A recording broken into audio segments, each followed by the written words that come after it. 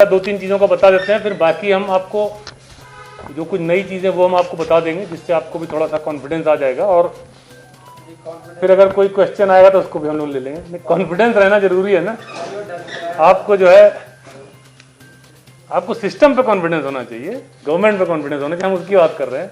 और अपने आप के ऊपर होना चाहिए कि आप अपने आप को बचाए रहेंगे और अपना ध्यान रख पाएंगे, इसका कॉन्फिडेंस होना चाहिए अपने आप को। तो जैसा आप जानते हैं कि लगातार केसेस बढ़ रहे हैं। कल जो अब इस सीज़न का सबसे ज़्यादा केस कल आया था, 4800 से ज़्यादा केस आए थे कल, उससे थोड़े कम हो गए हैं केस आज, लेकिन अभी भी फिगर ज़्यादा है। लगभग 4000 केस रिपोर्ट हुए हैं पिछले 24 घंटे के अंदर, जो कि एक बड़ा फिगर है। अगर मैं कहूँ तो बड़ा फिगर है स्टेट के हिसाब से, पॉपुलेशन के हिसाब से और बाकी सारे जो हमारे अरेंजमेंट्स उसके हिसाब से। तो ये बड़ा फिगर है जो हमारे स्टेट के लिए एक चिंताजनक विषय है अभी। इसके अलावा डेथ जो है 19 हुई हैं कल, 36 मृत्यु हुई थी, आज 19 हुई हैं। ये एक थोड़ा बेटर है, लेकिन मैं इसको बहुत अच्छा साइन नहीं मानता हूँ। हम लोग एक एक डेथ का जो हो रही हैं उसका रिव्यू कर रहे हैं। हमारे जो वीसी मेडिकल यूनिवर्सिटी हैं वो हर एक डेथ का डिटेल रिव्यू करते हैं, क्या कॉज रहे, क्यों डेथ हुई, क्या चेंज किया जा सकता था, क्या मॉडिफिकेशन की ज़रूरत है, वो सब चीज़ें वर्कआउट करते हैं। उसके बाद वो संबंधित हॉस्पिटल को या उसके जो डॉक्टर्स होते हैं उनको इन्फॉर्म करते हैं। ये रिव्यू डेली किया जाता है। इसके अलावा अगर आज की स्थिति देखें तो आज जो टोटल हमारे पास आइसोलेशन बेड की अवेलेबिलिटी है वो 10,375 है जो फंक्शनल हैं। उसमें से 9,388 खाली हैं जो आइसोलेशन बेड हैं हमारे। ऑक्सीजन सपोर्टेड बेड हमारे जो हैं वो 3,781 हैं, जिसमें से 1973 खाली हैं। कुल आईसीयू बेड जो हैं हमारे 706 हैं जो डेडिकेटेड कोविड के लिए हैं, उसमें से 301 खाली हैं। कुल वेंटिलेटर हमारे 573 हैं, जिसमें से 346 खाली हैं।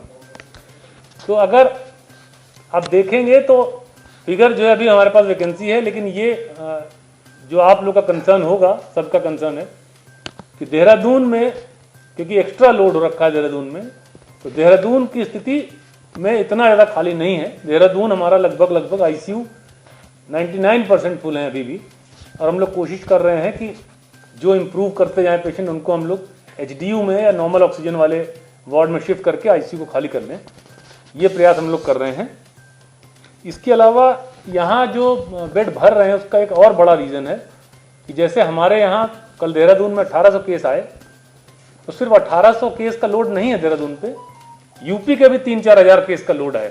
क्योंकि आपको पता है कि यूपी से, हिमाचल से, बॉर्डर से और हरियाणा तक से लोग यहाँ आ जा रहे हैं। इधर बिजनौर से लेके सहारनपुर तक के हर जिले से लोग यहाँ पे आ रहे हैं। पेशेंट जो कोविड पॉजिटिव हो रहे हैं यहाँ आ जा रहे हैं। दिल्ली तक से क्वेरीज आ रही हैं, पंजाब से क्वेरीज आ रही हैं। वो भी एक एडिशनल लोड है उत्तराखंड के ऊपर, जिसकी वजह से देहरादून में शॉर्टेज हो रही है बेड की। उसके लिए हम लोग, मैं आपके साथ शेयर करना चाहूँगा कि हम लोगों ने आज अपने लेवल पर मीटिंग करी। उसके बाद माननीय मुख्यमंत्री जी ने एम्स, जॉली ग्रांट और महेंद्र इंद्रेश हॉस्पिटल के साथ डिटेल मीटिंग की थी। उसमें बेड बढ़ाने पर चर्चा की गई है। उसमें एम्स वाले 80 बेड और बढ़ा रहे हैं अपना ऑक्सीजन सपोर्ट बेड। वेंटिलेटर के लिए भी उनसे कहा गया है कि अगर वो अपने वेंटिलेटर बढ़ा सकते हैं तो बढ़ा लें, अगर उनको फंड की ज़रूरत है तो स्टेट गवर्नमेंट बेयर करेगी, वो अपनी वेंटिलेटर वाली फैसिलिटी भी बढ़ा लें। और आईसीयू जो फैसिलिटी है उसको भी बढ़ाएं। अभी 100 आईसीयू है उनके पास, हम लोगों ने रिक्वेस्ट की कि और आईसीयू बढ़ाएं अपना। फंड स्टेट गवर्नमेंट करेगी, अगर जरूरत उनको, अगर पैसा की ज़रूरत है तो वो डिमांड करें, हम लोग पैसा देंगे उनको। सिमिलरली जॉली ग्रांट 150 बेड और अपना बड़ा कर रहे हैं, 150 बेड ऐड कर रहे हैं अपना। उनका इशू ये था कि ऑक्सीजन का उनके पास जो फैसिलिटी है ऑक्सीजन की, वो 30% जो बेड है उनके टोटल बेड उसके हिसाब से है। तो अगर और ऑक्सीजन का अरेंजमेंट होता है तो निश्चित रूप से वो अपनी फैसिलिटी बढ़ा सकते हैं। तो उसमें हम लोग उनको राज्य सरकार ऑक्सीजन कॉन्सेंट्रेटर जो हर एक बेड में लगाया जा सकता है, रूम एयर से वो ऑक्सीजन कॉन्सेंट्रेट कर देता है, उसको हमने कमिट किया कि हम उनको दे देंगे। और ऑक्सीजन सिलेंडर भी हम लोग प्रोवाइड कर रहे हैं उनको, जिससे कि वो जो बढ़ाना चाह रहे हैं बेड वो पूरे के पूरे ऑक्सीजन बेड हो जाएं। ये हमने उनको कह दिया है। इसके अलावा महाराणा प्रताप स्टेडियम में 1000 बेड जो है हम लोग उसको ऑक्सीजन बेड के साथ कन्वर्ट कर रहे हैं। उसके लिए भी अरेंजमेंट लगभग हो चुका है। मोस्ट प्रोबेबली कल से वो भी चालू हो जाएगा हमारा। तो ऑक्सीजन बेड की एक बड़ी इम्प्रूवमेंट आ जाएगी देहरादून के अंदर ही। आप समझिए कि 1000 से लेकर 1500 के आसपास बेड हम लोग बढ़ा ले जाएंगे। इसके अलावा जो बड़े जो प्राइवेट हॉस्पिटल है यहाँ पे मैक्स है, सिनर्जी है, कैलाश हैं और जो हॉस्पिटल हैं उनको ये रिक्वेस्ट किया गया है कि वो एक एक होटल लेके, इनफैक्ट सीएमआई और सिनर्जी ने ऑलरेडी होटल लेके स्टार्ट कर लिया है कि वो जो माइल्ड केस के पेशेंट होते हैं उनको वो देख के वो होटल में रख लेते हैं और ज़रूरत पड़ने पे अपने हॉस्पिटल में शिफ्ट करना, आईसीयू में शिफ्ट करना वो मैनेज करते रहते हैं। इससे जो है काफ़ी सहूलियत हो रही है, पेशेंट्स को भी कंफर्टेबल है, उन्हें एक हेल्थ प्रोफेशनल देख रहा है, लगातार कंफर्ट में है और कोई भी दिक्कत होने पे वो हॉस्पिटल के आसपास ही है तो मैनेज हो जा रहा है। मैक्स वाले भी कल से शुरू कर देंगे। उनका जो एक रिजॉर्ट है मैक्स से बगल में वाना, उसको उन्होंने कन्वर्ट किया और एक और होटल उनको दिया जा रहा है लेके वो चलाने के लिए। सिमिलरली एम्स को एक फैसिलिटी दी गई है, भारत भूमि करके जो GMVN का होटल है नटराज चौक के पास में जो होटल है उसको एम्स को दिया गया है, 150 बेड करीब उसमें है, उसको वो अपनी एडिशनल फैसिलिटी की तरह से वो भी चलाएंगे। इसके अलावा हरिद्वार का एक 150 बेड का हॉस्पिटल है जो हमारा बेस हॉस्पिटल था, कुंभ के लिए हमने बनाया था, वो भी हम लोगों ने एम्स से बात की है कि वो उसको चला लें कोविड के हिसाब से, तो वो भी अभी उस पर डिस्कशन चल रहा है, हम लोग उसको भी कोशिश कर रहे हैं। जितने प्राइवेट हॉस्पिटल हैं जहाँ पे कोविड का ट्रीटमेंट हो रहा है वहाँ के 70% बेड कोविड के लिए आरक्षित करने के लिए डिसीजन लिया गया है कि 70% पेशेंट कोविड के ही उसमें रखे जाएंगे, बाकी पेशेंट जो जैसे जैसे डिस्चार्ज होते जाएंगे वैसे वैसे उनका हम लोग पूरा का पूरा आईसीयू लेते जाएंगे धीमे धीमे करके, क्योंकि अभी उनके पास पेशेंट्स हैं इसलिए हम पूरा नहीं ले सकते हैं, तो उसको हम बढ़ा रहे हैं। कोरोनेशन हॉस्पिटल जैसा आप जानते हैं कि माननीय मुख्यमंत्री जी भी कल गए थे, हम लोगों ने प्रयास किया था, कल सुबह से वो भी चालू हो जाएगा। 30 बेड से शुरू कर रहे हैं, ऑक्सीजन बेड होंगे पूरे 30, बढ़ा के 100 करेंगे उसको एक हफ्ते के अंदर हम लोग। इसके अलावा कैंट बोर्ड के चिकित्सालय में 150 बेड को कोविड के लिए आरक्षित कर लिया गया है और जो बेड की जानकारी है उसके लिए हम लोग लगातार प्रयास कर रहे हैं। मैंने परसों शाम को एक मीटिंग की थी, सारे प्राइवेट हॉस्पिटल जो कोविड का काम कर रहे हैं पूरे प्रदेश में, उनसे मीटिंग करके रिक्वेस्ट किया था कि बेड की अवेलेबिलिटी रियल टाइम पे वो पोर्टल में पुश करें, तो सब लोग एग्री कर रहे थे कि हम लोग ये करेंगे, क्योंकि उससे पब्लिक को मालूम चलता है। जैसा आप जानते हैं कि पेशेंट परेशान हो रहे हैं, एक हॉस्पिटल जा रहे हैं वहाँ नहीं मिल रहा, दूसरे जा रहे हैं, तीसरे जा रहे हैं, अननेसेसरी हैरेसमेंट हो रहा है। हम लोग उसको कम करना चाह रहे हैं, उसको ख़त्म करना चाह रहे हैं कि पब्लिक को परेशानी कम से कम हो, उसके लिए हम लोग प्रयास कर रहे हैं। हमारा control room number, toll free number भी हम लोगों ने जारी किया है और ये भी हम लोग रिक्वेस्ट कर रहे हैं कि जो माइल्ड केस हैं या जो जिनको लग रहा है सिम्टम आ गया है वो इमीडिएटली दवाई शुरू कर लें, हमारे टोल फ्री नंबर है, बात कर लें, डॉक्टर से कंसल्ट कर लें। टेलीमेडिसिन भी हमने ऑन कर रखा है, एम्स ने भी टेलीमेडिसिन ऑन कर दिया अपना, उस पर टेली कंसल्टेशन करके दवाई शुरू कर लें, जिससे कि जो टाइम, जो शुरू वाला जो टाइम होता है 3-4 दिन 5 दिन, वो वेस्ट नहीं हो हमारा और जो रिजल्ट है वो बेहतर रिजल्ट मिले, जो सीवियरिटी है वो कम हो जाती है अगर हम लोगों ने टाइम पर शुरू किया दवाई तो उस हिसाब से हम लोग लगातार प्रयास कर रहे हैं कि और कैसे सिस्टम को इम्प्रूव किया जाए। इसके अलावा हमको वैक्सीन की अगर बात करें आप, तो वैक्सीन में हमको 50,000 वैक्सीन कोवैक्सीन की भी मिली है रिसेंटली, और जैसा कि आप जानते हैं 1 तारीख से हमको 18 साल से ऊपर के सभी लोगों को लगाने की परमिशन दे दी गई है। हम लोग स्टेट गवर्नमेंट से डिमांड करने जा रहे हैं, दोनों जगह पे बात हो गई है, जो दोनों मेजर कंपनी जो बना रही है इसको, भारत बायोटेक और सीरम इंस्टीट्यूट, उसको हम लोग ऑर्डर कर रहे हैं और अभी फाइनल कॉल उस पर नहीं हुआ है कि जैसा दूसरे स्टेट्स ने किया है कि अभी हम कैसे उसको आगे बढ़ेंगे, लेकिन वो डिसीजन हो गया है। अभी हमारे पास वैक्सीन सफिशिएंट है, हमने कोवैक्सीन भी मंगा ली है और आगे चल के तीसरी जो लॉन्च हुई है अगर वो मिलती तो हम वो भी मंगा लेंगे। हम चाह रहे हैं कि पब्लिक जो है उसको ऑप्शन हो, उसके पास ये ऑप्शन हो डिसाइड करने का कौन सी वैक्सीन लगानी है, जो भी वैक्सीन लगाना चाहें लगा सकते हैं, तो उस तरफ हम लोग जा रहे हैं। हमारी परसों 2 दिन पहले जो पॉजिटिविटी रेट था उससे बढ़ गया है थोड़ा, 3.75 था वो 3.98 हो गया है, क्योंकि लगातार आप जानते हैं कि केस ज़्यादा आ रहा है। उस दिन 2200 के आसपास केस था, फिर 3300 कुछ हुआ, फिर उसके बाद बढ़ के 4800 हुआ, आज 4000 के आसपास है, जो कि सीरियस सिचुएशन है। इसके अलावा 2-3 और नए डिसीजंस हुए हैं जो मैं आपको बताना चाह रहा हूँ।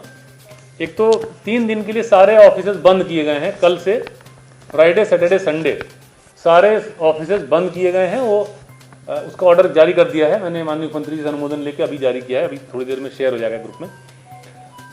उसमें 3 दिन ऑफिस बंद रहेंगे और सारे ऑफिस को सैनिटाइज किया। वो बंद इसलिए नहीं कर रहे हैं कि लोग छुट्टी पे चले जाएं, बंद इसलिए कर रहे हैं कि वो सैनिटाइज किया जाए, साफ सफाई जो है वो कर ली जाए।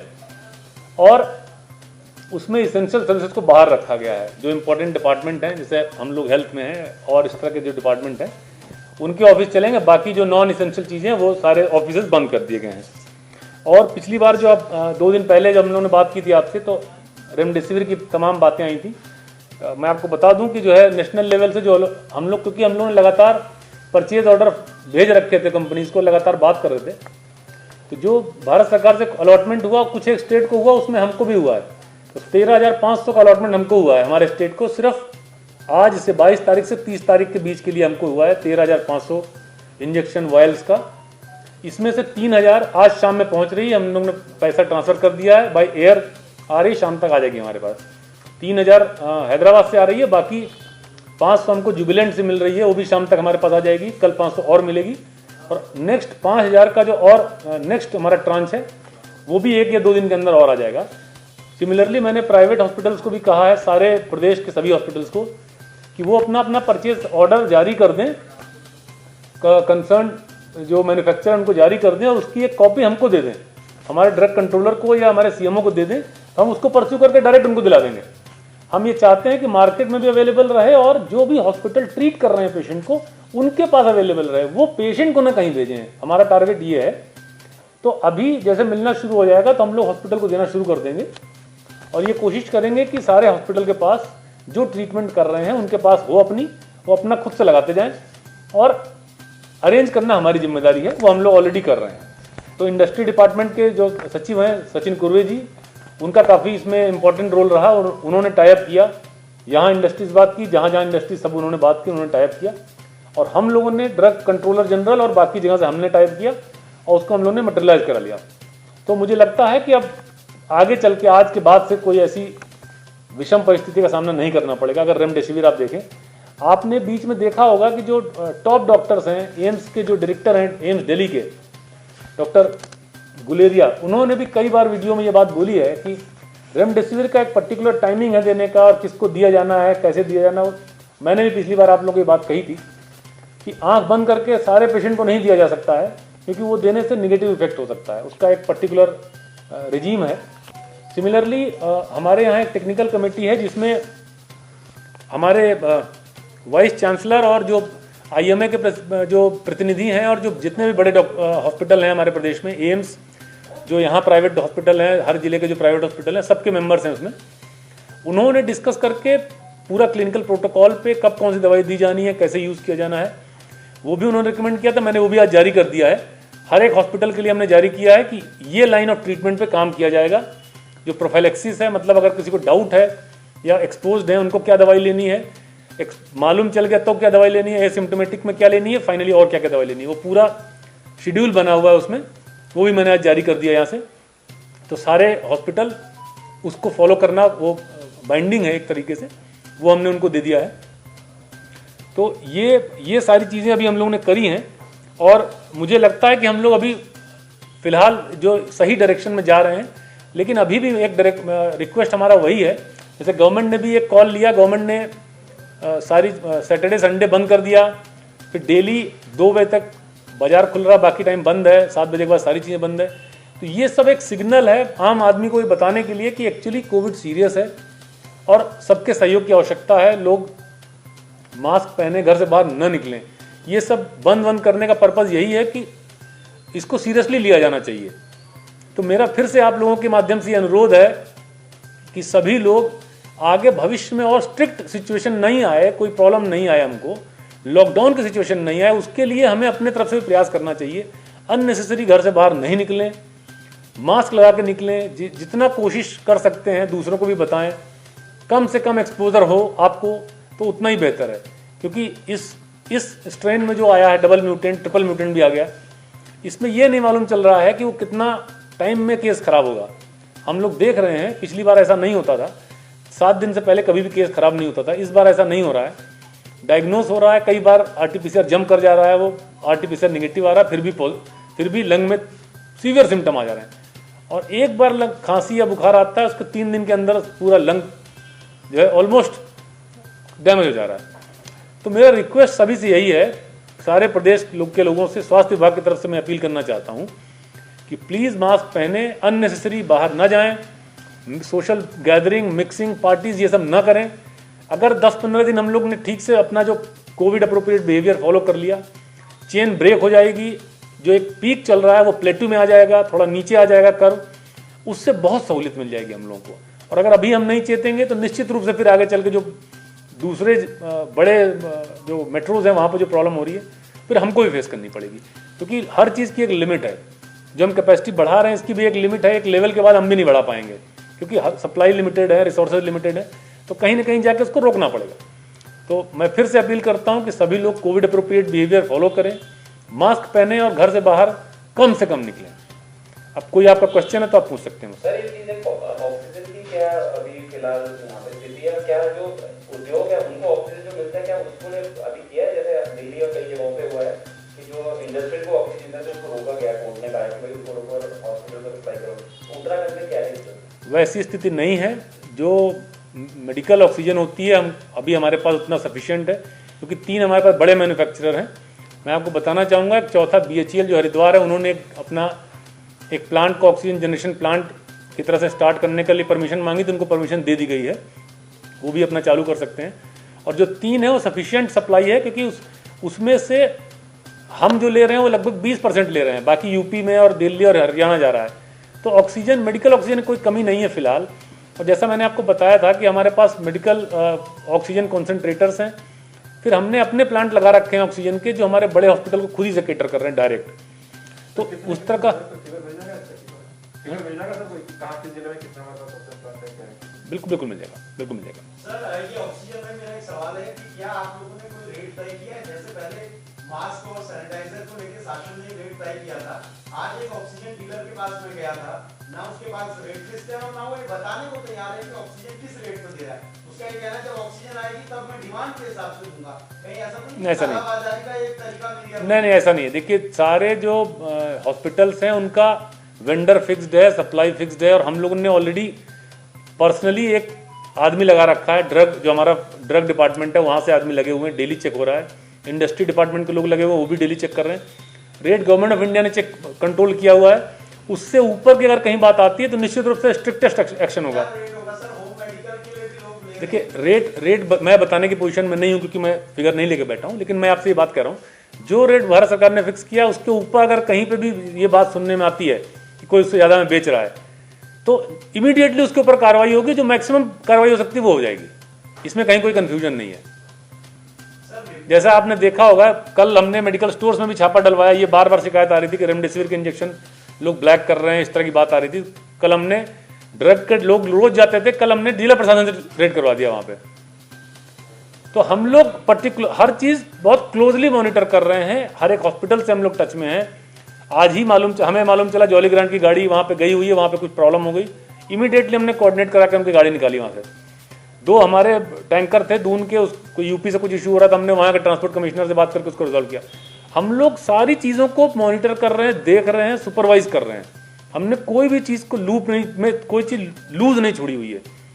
बट ये जरूर है कि सब चीज़ का जानकारी होना किसी भी टाइम पे किसी के पास संभव नहीं है। हमारे पास कोई इन्फॉर्मेशन आती है तो हम लोग इमीडिएटली एक्ट करते हैं, और आगे भी हम करेंगे। सर, RT-PCR की रिपोर्ट अब 5-5 दिन तक नहीं आ रही है। ये औरों की बात नहीं कर रहा हूँ, हमारे ही पत्रकारों में कई संस्थान के लोग पॉजिटिव हैं, हमारे जानने वाले कई लोग पॉजिटिव हैं। 5 दिन से RT-PCR की रिपोर्ट नहीं मिली है, और जो पॉजिटिव आ रहे हैं उनके घर में हेल्थ की कोई किट नहीं आ रही है, जबकि 6 महीने पहले ये स्थिति अलग थी। तब पॉजिटिव होते ही आपके यहाँ पूरी चेकिंग होती थी, बकायदा चस्पा होता था। अब ऐसी स्थिति नहीं है। ये सारी चीजें अभी फिलहाल इस तरह की नहीं। मैं आपको बताना चाहूँगा कि इसी को देखते हुए 3 और प्राइवेट लैब को अलाउ करा गया यहाँ पे कि वो घर पे जाके सैंपल कलेक्ट करें, उनका नंबर। नहीं, everything is fixed, rate is fixed, rate has been fixed by the government. नहीं, रेट नहीं आएंगे। देखिए, अगर इकट्ठे एक ही टाइम में 10-15 लोग फोन कर देंगे तो नहीं आ पाएगा। मैं एक बात आपसे कह रहा हूँ, जो कैपेसिटी थी उसको बढ़ाने के लिए जो प्रयास किए जा रहे थे, 3 लैब हमने खड़ी कर दी और जिले ने हमारी खड़ी करी। 3 लैब को परमिशन दिया कि चलाइए, आप नंबर दे दिए, सब कुछ कर। रेट ऑलरेडी फिक्स्ड है। गवर्नमेंट से यहीं से रेट फिक्स किए गए हैं कि अगर वो खुद सैंपल कलेक्ट करते हैं तो कितना पैसा ले सकते हैं, अगर कोई आदमी वहाँ पे आके सैंपल देता है तो कितना पैसा देगा। Everything has been fixed. मैं जियो देख के आपको बता दूंगा। अगर उसमें भी आपको ये शिकायत आती है कि ज़्यादा पैसे चार्ज किए तो निश्चित रूप से कार्रवाई होगी, इसमें कोई कंफ्यूजन नहीं है। अगर गवर्नमेंट ने रेट फिक्स कर दिया किसी भी चीज़ का तो उससे के लिए कल इंफॉर्मेशन भेजी गई थी, बकायदा उसमें प्राइस भी भेजना चाहिए था, वो तो जानकारी दी नहीं गई है। तो ये प्राइस हम दे देंगे, हम मीडिया को दे देंगे। सर चीफ सेक्रेटरी 10 दिन से थे, कोरोना संक्रमित थे, 10 दिन बाद पता चला। क्या आपको नहीं लगता है कि स्थिति कहने की गड़बड़ है और कुछ ना कुछ हमें सुधार होना चाहिए? नहीं देखिए, ऐसा नहीं है। ये जो है, जो बात आई है CS सर के PS की तरफ से कि 10 दिन से था, देखिए ये इनफॉर्मल डिस्कशन में इस तरह की बातें हो सकती हैं, बट ये कहना कोई ऐसा कोई टूल नहीं होता हमारे पास कि हम ये देख के पेशेंट का CT या कोई चीज़ देख के बता दें कि आप 10 दिन पहले से, दिस नॉट पॉसिबल। हम ये असेस कर सकते हैं कि साहब आपका इन्फेक्शन जो है नया नहीं है, कुछ दिन पहले से आप इन्फेक्टेड थे, लेकिन क्योंकि उनको सिम्टम नहीं थे, उनको आज भी सिम्टम नहीं है। मेरी उनसे सुबह भी बात हुई थी, शाम को भी बात हुई, दोपहर में भी, उनको कोई भी सिम्टम नहीं, अभी भी कोई सिम्टम नहीं है। उनका CT भी एकदम नॉर्मल है, उनका ब्लड रिपोर्ट भी नॉर्मल है, एवरीथिंग इज फाइन। तो ऐसे लोग जो होते हैं, जो एसिम्टोमेटिक होते हैं, वो उनका वायरल लोड बहुत कम होता है, वो बहुत कम इन्फेक्टिविटी वाले होते हैं, वो उनका इन्फेक्शन दूसरी तरफ जाने का कम चांस होता है। अब दूसरा ये है कि कैसे ये जज किया जाए कि किसको टेस्ट कब कराना है। वो तो उनका एक्सपोजर रहा होगा या कुछ रहा होगा इसलिए उन्होंने टेस्ट कराया, अदरवाइज उनके पास कोई रीज़न नहीं था टेस्ट कराने के। वो एक अलग तरह का डिस्कशन है। देखिए, अगर हम ये मान के चलें कि जितने भी लोग हैं सब खतरे में हैं, तो सब टेस्ट कराने जान पॉसिबल नहीं है, करा भी नहीं सकते हैं। कितनी बार आप टेस्ट कराएंगे? हर हफ्ते नहीं करा पाएंगे आप टेस्ट। सर शासन की ओर से ही कहा गया है कि 10 दिन से वो बीमार थे। नहीं, शासन ने किसी ने नहीं कहा, आप बताओ किसने कहा? सर उन्हीं के PS से आए हैं और उनके PS ने कहा है ना, उनका PS है उनके, शासन में किसी ने नहीं कहा है। आपको कोई आदेश तो बताइए मुझे। हम नहीं कह रहे हैं ये बात, मैं स्वास्थ्य विभाग को रिप्रेजेंट कर रहा हूँ, मैंने तो नहीं कर रहा हूँ ये बात। न कोई डॉक्टर ने ऑफिशियल हमको कम्युनिकेट किया लिख के। मैंने आपको कहा ना, ये इनफॉर्मल डिस्कशन हो सकता है कि वो 10 दिन से थे, लेकिन उसको कौन अप्रूव कौन करेगा कि एक्चुअली ऐसा है? मैं नहीं करता हूँ अप्रूव। सर जैसे RT-PCR जो टेस्ट हो रहे हैं, अभी जैसे जून का ज्यादा लोड पड़ा हुआ है, हाँ, 3-3, 4-4 घंटे में नंबर आ रहा है, बीमार जो है वो सस्टेन नहीं कर पा रहा है। क्या आप और अन्य जगहों पे भी RT-PCR जांच स्टार्ट करा रहे हैं? देखिए ऑलरेडी जो है 8-10 जो है गवर्नमेंट के सेटअप हैं, प्राइवेट भी 20 से लैब होंगी कम से कम। मेरा ये कहना है कि अगर ज़रूरत पड़ती है, प्राइवेट लैब की अवेलेबिलिटी है या प्राइवेट लैब करना चाहते हैं, तो हम उनका भी स्वागत करेंगे, क्योंकि रेट गवर्नमेंट ने ऑलरेडी फिक्स किए हुए हैं। जितनी ज़रूरत है, जितनी कैपेसिटी है, उसके हिसाब से हम लोग कर सकते हैं। आज के डेट में देहरादून 8000 टेस्ट कर रहा है और हमारा टारगेट है कि अगले 2 दिन के अंदर उसको 10,000 तक ले जाएंगे। किसी भी एक डिस्ट्रिक्ट जिसकी पॉपुलेशन 12 से 15 लाख है, 10,000 टेस्ट मायने रखता है। 10,000 टेस्ट जो हम आज से 6 महीने पहले मैक्सिमम 10,000 टेस्ट पूरे स्टेट में कर रहे थे, आज के डेट में हम 50,000 टेस्ट पर डे कर रहे हैं, 50,000। मजाक बात नहीं है। देखिए, मैंने जो शुरू में कहा, मतलब सब चीज़ की लिमिट है। टेस्ट करने में आप एक साथ 20-30 लाख लोगों को थोड़ी टेस्ट कर दोगे, देयर इज लिमिट।